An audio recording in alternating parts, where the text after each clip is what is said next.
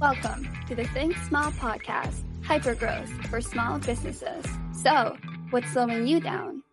Well, hi there, everybody. This is Rob Godlewski with the Think Small podcast. And today our guest is Sean Hicks. Sean is the CEO and founder of New Leaf Service Contracts. Sean, thanks so much for joining us today on the Think Small podcast. Yeah, Rob, thank you. I appreciate the opportunity to talk with you today. So, Sean, tell me a little bit about the business. It's something that I kind of remembered, many years ago, growing up and getting asked relentlessly by various electronics retailers, "Hey, would you like to buy the extended service contract?" And my first reaction was, "No, the product should be good enough by itself." But you've kind of evolved the business a little bit. So tell us a little bit about the business and how you became the founder of the business. Yeah, that's true, Robbie. Yeah, it's unfortunate that sometimes poor salespeople hound you a little bit in retail. So let me tell you a little bit about New Leaf. New Leaf, we do everything for independent and regional retailers, from product design, regulatory compliance, underwriting, marketing, training, and then after they have sold the service contract or the extended warranty, we service it. We have call centers in the U.S. and one in El Salvador, where we take inbound communication from customers. We'll take emails, texts, inbound calls, you name it. We will take care of that. And then we dispatch out local 1099 service companies to do the repair work. And so New Leaf was founded in 2011. We're headquartered in the Dallas-Fort Worth market. And, I've been doing this my entire career. So it kind of made sense for me to get into this business with the business partner originally in 2011. Okay, so started the business in 2011, but and you said you've been in the industry for a while now. What did you think was missing from the product or the service offering that made you want to say, "Hey, you know what? I think I could do this a little bit better"? Yeah, so it was really good in the sense that when we started New Leaf, the 800-pound gorillas in our industry had abandoned the SMB space. They don't really care about the independent retailers and the regional Oh, retailers. interesting. They really only care about Walmart, Home Depot, Lowe's, Staples, the 800-pound gorillas in the retail space, right? And so it opened up a nice market for New Leaf to attack. So I view it as, when taking about sports analogies, we hit a bunch of singles. And, hitting a bunch of singles eventually leads to runs. So, and by Right. the same token, if I get one out, I'm not done. Very true. So interesting. So it was more of a or a customer target issue that you saw that there was a real opportunity and opening for you to essentially not play in the same sandbox as the other big guys, but really carve out a niche for yourself.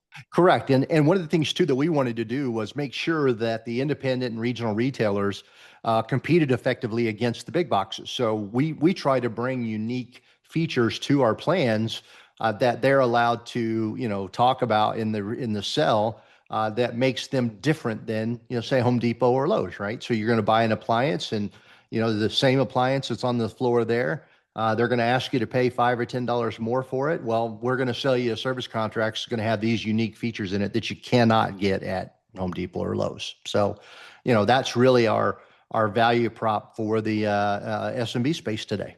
Interesting. So you said unique features. What can you put into your service contracts that the contract available at Lowe's or Home Depot or any other large retailer can't offer? Yeah, and, Or and is that that's really customized for the retailer or whatnot? Yeah.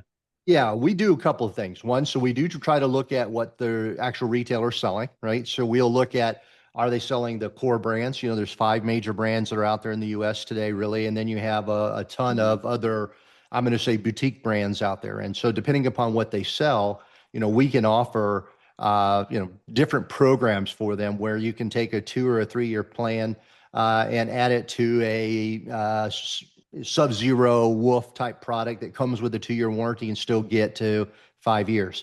When you look at the big boxes, they sell one plan, 5 year, 5 year, 5 year, 5 year. That's all they sell. And Okay. so, we try to get down into the retailer's business and understand what they sell so we can build programs around what they sell. And then we offer things like 50% back, right? So if you don't use your plan, And at the end of the program, you can come back to the retail store and we'll give you 50% of it back in store credit to use towards your next purchase.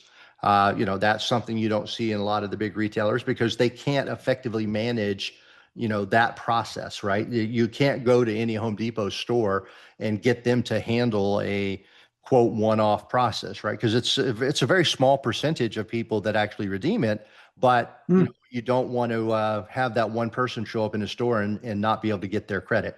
And so in the one-to-one relationship that we have with the independent retailer, we're able to help drive that execution. Interesting. So let's talk about product offerings for a second. Obviously, home appliances is probably your biggest target or the biggest product line you cover. But what are some other product lines we may not be thinking of?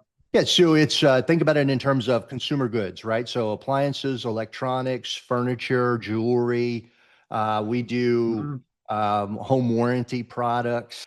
We do products for well pumps in your home. We do products for the water line from your house to the street, which is a lot of homeowners don't realize it's their responsibility. So we help them with those types of products. So, New Leaf does those types of consumer goods. We do not do anything in the automotive space. Oh, okay, that makes sense. And nor do you do anything in the commercial or the B2B space. Is that correct in assuming that? We do it in the not in the major heating and ventilation space, but we'll do it Okay. in things like think about in your office's break room. We'll cover the refrigerator. Your office's Yeah, conference that room. makes We'll sense. cover the TVs, those types of things. So if you think about them Gotcha. in terms of not the 60-story building and the HVAC system that supports that, but the things that are inside the 60-story building we'll cover. Okay, that makes a lot of sense. So, having founded the business in 2011, right? You've been doing this for 15, 16 years now. Talk to us about a time when, and hopefully you didn't have many times like this, when the consumer market, the residential market was challenged financially and sales for your product dropped. How did you manage your own business through that, not only from an operation standpoint, but on the personal side, from the employee standpoint? Yeah, I would say probably the toughest thing that we've ever faced as a business was COVID. And that was I think it was detrimental to all businesses out there. And we really hated in, laying off our staff, right? I mean, we literally laid off 90% of our staff in April of 2020, right? Because all of a sudden, we could no longer send people into your home to do repair work, right? I mean, the government outlawed that. We just couldn't Oh do that, gosh. right? And so we couldn't take phone calls and nobody was calling anyway, and nobody wanted us in their homes. And so, we laid those folks off. And then coming out of COVID, the biggest challenge was getting people to come back to work. Oh, uh-huh.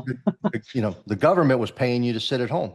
That's And right. so it forced New Leaf to look at outsourcing. And so we ended up outsourcing a lot of our entry level business down to El Salvador, where they had a desire to work, good English speaking skills. The rates were better. And Hmm. while we've seen some of the labor costs rebound, it's never, when I say rebound, gone back to a normal level. It's never going to go back to the levels it was prior to COVID, right? So we, either have to raise our costs on the front end or reduce our costs on the back end. And so we made the decision to reduce some costs by outsourcing to El Salvador. And we've had Great. some phenomenal luck with that and can't complain at all about our partner down there. Well, that's great. When you first said that COVID was a challenging time for you, that I think that made sense right off the bat, only because everybody was staying at home and and fixing up their homes and spending a lot of money on their homes. So I would think that, but then it makes sense that if the sales point, right, the point of sale for your product was in the store by the salesperson at the time of purchase. And Correct. they were probably buying their appliances online if they were buying appliances at all.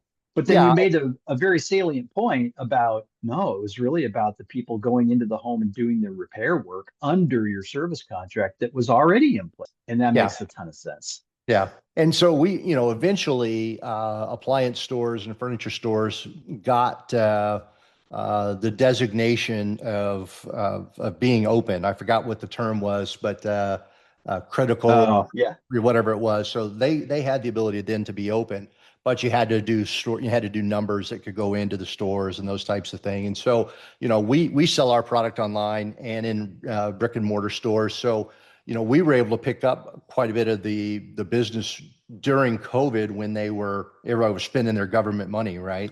But Yeah. it was really on the servicing side that, Got just it. when I say the stuff stopped immediately, it was an immediate end to getting people into your home Right. to do repair work. So it was a really interesting time. Wow. But you pivoted operationally, if I can state it that way, right? You really looked at how you're going to cut costs by changing your business model, and it proved to be effective by outsourcing a lot of your back office work to, a different country that could really support your business. Yeah, and we've also done things like we've looked at automation, and obviously AI is out there, and so we do a lot of things to Sure. help automate some of the back office things to reduce costs. But we are always evaluating our business and always looking for ways to improve efficiencies. And I look at it as I'm sure again you've heard the sport analogy of getting 1% better every day, and that's how Yeah. I approach it, and looking for something today that I can do different in the business that makes us either more profitable or more customer focused. And that's, really what I do every day in driving New Leaf. Interesting. So let's flip the coin on that discussion a little bit and talk about some better times, right?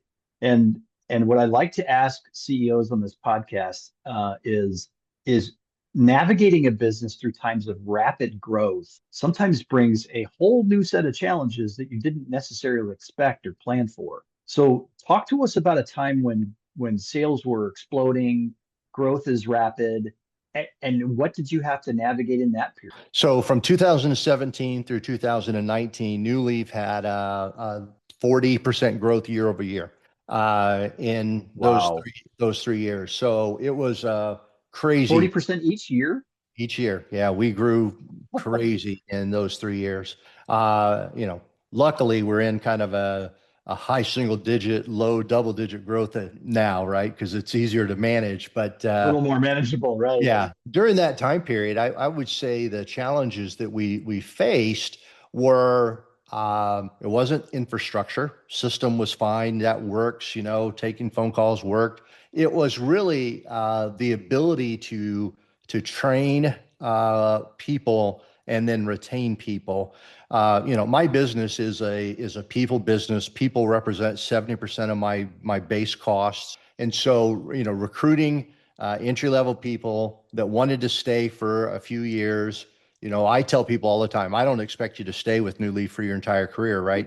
We get a lot of students, we get a lot of those types of things that are, looking for something as their entry into the workforce world. And so we're Okay. looking for people that are looking to learn new skills, that we can train them, that we can make them better for their second job, right? I mean, that's really what we're looking for in our entry level positions. And so, uh, you know, finding people like that were willing to stay for a couple of years was very tough. And New Leaf is traditionally paid, I'm going to say in the higher third of the industry, right? So from a pay perspective, it wasn't really that. It was more finding people that wanted to talk to consumers. Consumers are very tough these days. And Yes, they once are. you tell They have a lot of somebody that, knowledge. a lot of knowledge, and sometimes they can be a little mean too, Rob. So Okay. so talking to consumers is not always the greatest thing that, a young person wants to do. So finding people was the greatest challenge that we had during that time period. So Sean, what type of roles are you speaking of? Because it's the retailer employee that's actually selling this at the point of sale, correct?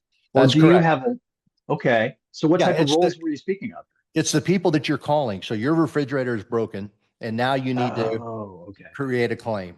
And so you're calling in or you're emailing us or you're doing something to get hold of us to tell us that your product's broken. And it's that initial level that looks at your contract and makes a claim determination that, yeah, what you're asking for is covered and valid. And, a lot of times salespeople will tell you as the consumer, everything is covered. Well, not everything is covered, right? If you leave your refrigerator out in the rain and it starts to rust, that's not covered, right? I mean, that's That's right. abuse or misuse. And so, the idea of telling 1 out of every 10 customers that something's not covered is a tough job. Yeah. And the Interesting. people that we have at New Leaf are phenomenal at doing it. But, we need somebody that's looking to stay somewhere for 2 or 3 years to get better at that process. So I like to ask this question of my guest here on the Think Small podcast. And most of the time, their challenging periods were either the 2008, 2009 financial crisis, or of course COVID.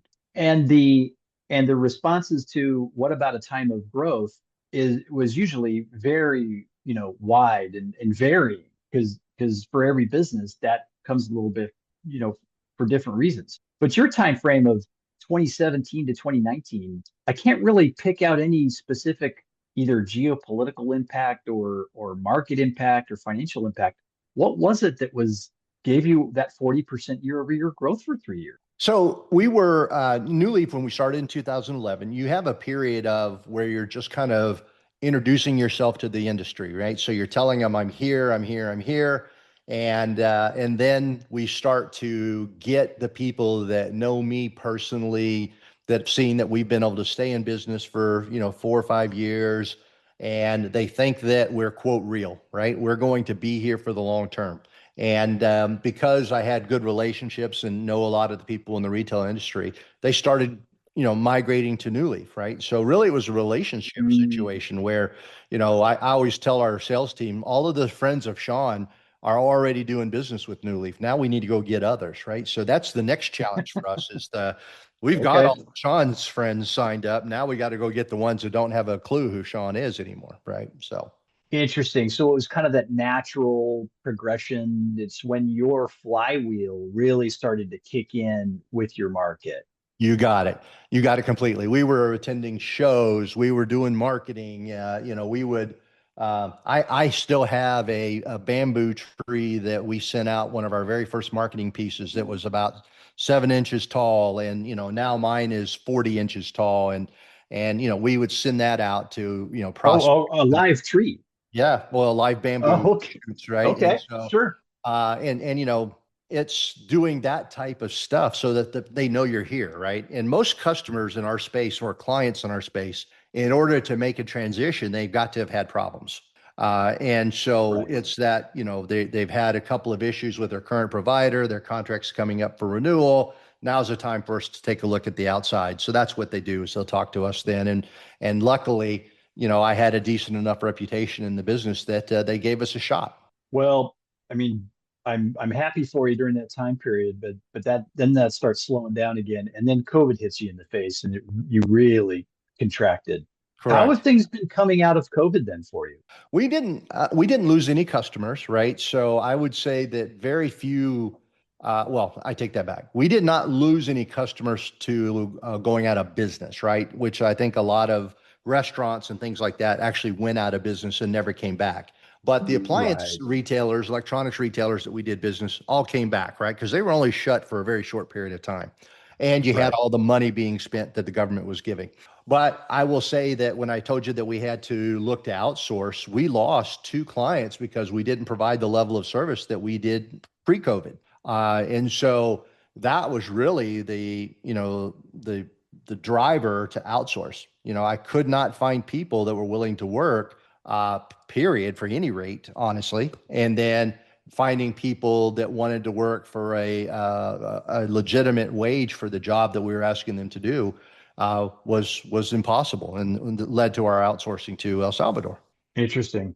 So so we're here in 2026. What do you think the next 3 to 5 years looks like for the business? So, we are, geopolitical issues are impacting the space in which I operate in. So, think about it in the furniture space. Most of the product that comes in that are case goods comes from, the southeast areas of Asia.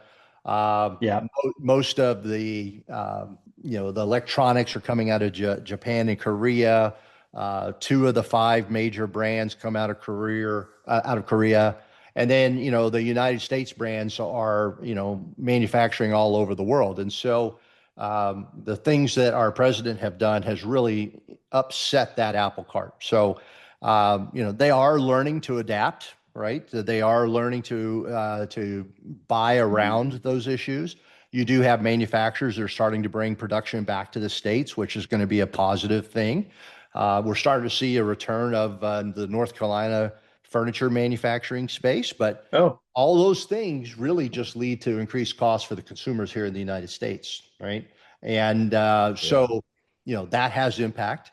There are many furniture stores that have gone out of business of late. Here in the Dallas-Fort Worth area, we've got a retail store that's been in business for 75 years, and their family just finally said, we're going to go ahead and sell out and close down. We've made enough money, but after 75 years, you see a pretty big name exiting the space, right?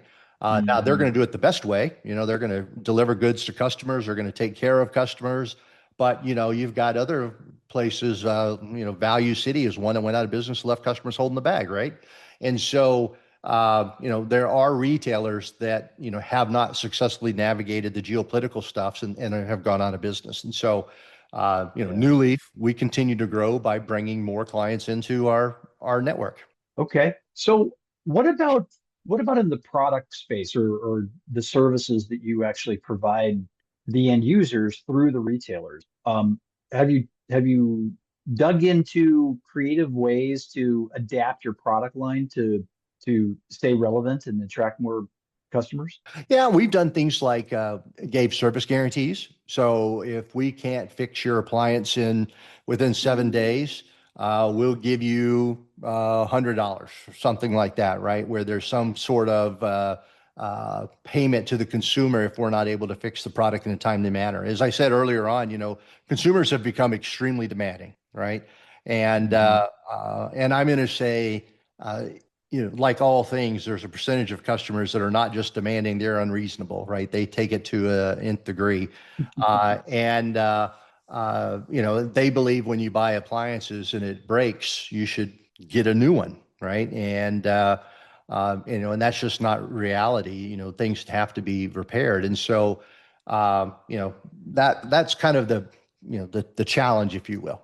Yeah, yeah. Sean, I feel your pain. I've spent most of my career working for electromechanical product manufacturers, in the product development marketing space. And I can't tell you how much time I spent on, crafting verbiage for an owner's manual and the warranty inclusions and exclusions. And you're right, you'll be amazed at what some customers claim should be covered under warranty. And it's just not the case. You can't be violent with your product and expect someone to Yeah.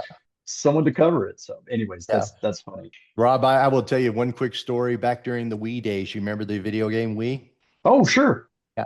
So most people didn't realize that on your little white handle that you played with, there was a little strap on the end of it. They didn't really know what that strap was for until they threw it into their television screen and it broke their television screen. So that Oh strap was my supposed to be gosh. worn around your wrist, right? So that if you lost control of it, you didn't hit anything. And I'm going to say hundreds of customers called us and wanting us to replace their television because they threw their Wii remote into it. Oh my gosh. It's not the television's fault. No, not at all. Not at all.